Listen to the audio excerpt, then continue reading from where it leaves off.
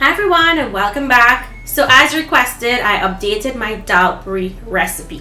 You all have been asking me to do an updated version like I did on TikTok. So here is my updated recipe. And this is one of the most popular things to eat in Trinidad, roti wise, besides paratha. So let me show you how to make Dhalpuri from Trinidad and Tobago. We're going to start with 3 cups of split peas, yellow or green, whichever one you want to use. And I'm using 3 cups. You can use half of this. I like to boil extra and grind extra so that the next time I want Dhalpuri, I always have grind dal in the freezer. We're going to wash this really well and then drain and add the washed peas to a pot of boiling water. We're not adding any salt to this as yet. We're going to add some turmeric. It's going to give this that really beautiful yellow hue that Dhalpuri is known for.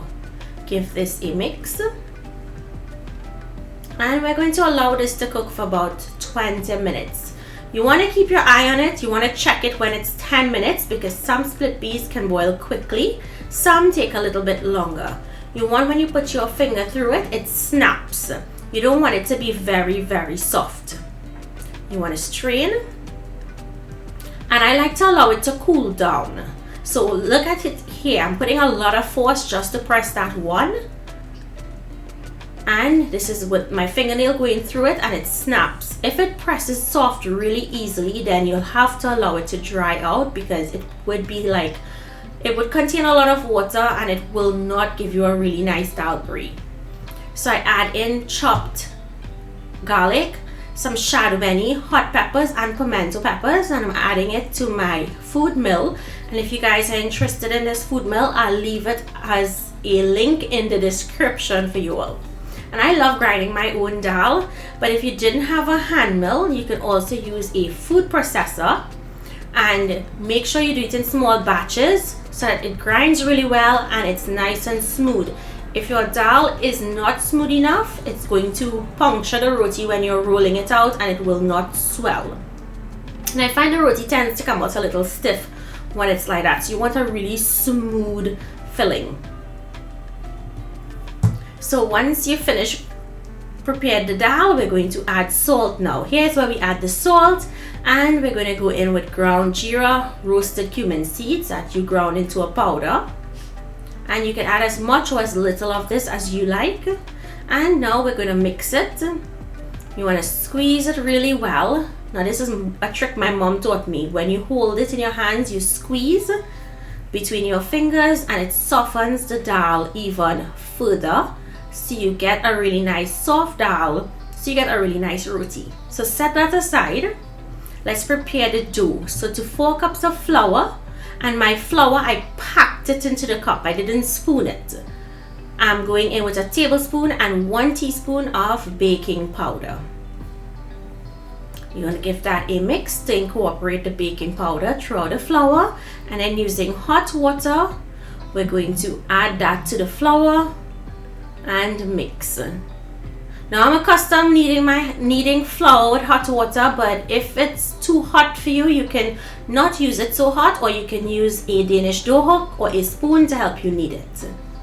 And you're going to continue to knead it until it all comes together. It will go from a shaggy dough and then you'll turn that into one dough ball like this. You want to press down, really knead it well. We want the dough to be really nice and soft and smooth. I add a little bit of avocado oil and I'm going to press that in. The oil is going to give you a really nice roti. If you wanted to add some butter, you can, but my mom always used oil, so that's how I like to do it. And we're going to cover this and allow it to rest for 15 minutes. You want the gluten to relax so that you can break the dough balls really easily. Now it's time to break the dough balls. I'm going to be getting 8 dough balls from this recipe. You can get more if you make the dough balls smaller. You can get around 12 small rotis. These would make 8 medium rotis. And the tower that I'm using is a 16-inch tower, so you can use that for your reference. Now once you make the balls, let it rest an additional 5 minutes covered with a damp paper towel. Now let's fill. So you want to open out your dough ball. You want to open it out thinner on the ends, leaving the center a little more thicker, and grabbing a handful of that dal or split pea and putting it into the center, pressing down. Put as much or as little split pea as you like and press down and bring up the ends to close. You don't want to add any dry flour here, because if you do, the roti is not going to close properly. It can open out.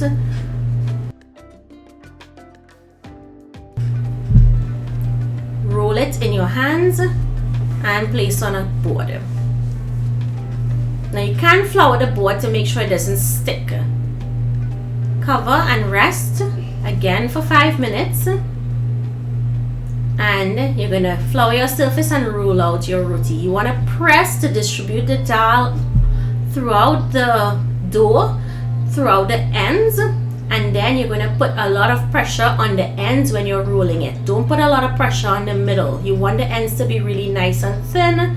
You don't want the ends to be really thick. So always put the pressure when you're rolling it on the ends. Once it's done, you're going to place it on your tawa on a medium heat and allow it to cook for about a few seconds on one side. Flip it over, oil lightly, or if you want to use a spray oil, you can use that also. Flip it again, so about 20-second intervals, and oil the other side.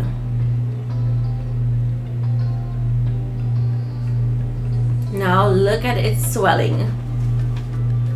It's going to take under 1 minute to cook. That's how long my roti takes to cook, because it cooks up pretty quickly. Maybe 2 minutes max, and it's done. Just look at that. Beautiful. Just gonna set this aside. I'm gonna be very careful because that steam coming out can burn you. And I'm gonna continue to make the rest of the rotis until it's done. And you see how it's swelling, really beautiful, and that dal has been distributed throughout the roti. Now that it's done, it's time to enjoy it with whatever you like. Just look how soft and silky this roti is. Really beautiful. So I hope you guys enjoyed the updated recipe. Thank you all so much for requesting it. I know you're gonna ask, where is the chana puri? It's coming up right after this recipe, so stay tuned for that. Peep that chana puri recipe at the end of this video. Thank you all so much for all of your requests. Keep them coming. Comment down below and let me know what you think. If you're new to my channel, I hope you like and subscribe, share the video, and let someone else learn something today. Bye everyone.